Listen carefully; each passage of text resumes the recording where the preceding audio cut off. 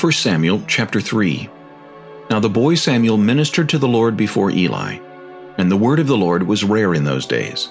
There was no widespread revelation.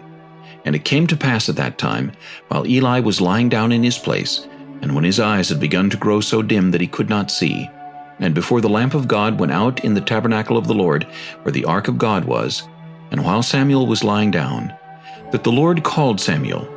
And he answered, Here I am. So he ran to Eli and said, Here I am, for you called me. And he said, I did not call, lie down again. And he went and lay down.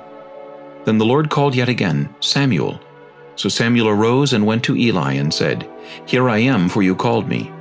He answered, I did not call, my son, lie down again. Now Samuel did not yet know the Lord, nor was the word of the Lord yet revealed to him. And the Lord called Samuel again the third time. So he arose and went to Eli and said, Here I am, for you did call me. Then Eli perceived that the Lord had called the boy. Therefore Eli said to Samuel, Go, lie down, and it shall be, if he calls you, that you must say, Speak, Lord, for your servant hears. So Samuel went and lay down in his place. Now the Lord came and stood and called as at other times, Samuel, Samuel.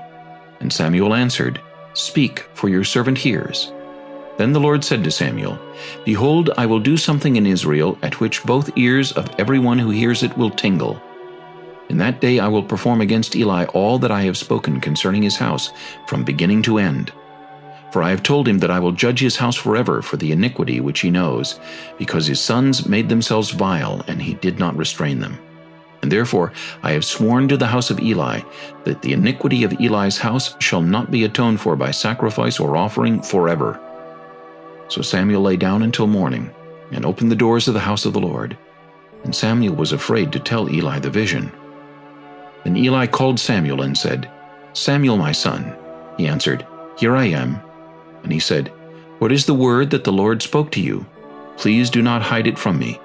God do so to you, and more also, if you hide anything from me of all the things that he said to you.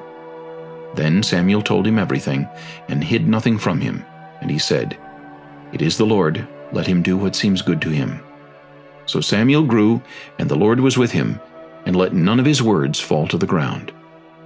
And all Israel from Dan to Beersheba knew that Samuel had been established as a prophet of the Lord. Then the Lord appeared again in Shiloh, for the Lord revealed himself to Samuel in Shiloh by the word of the Lord.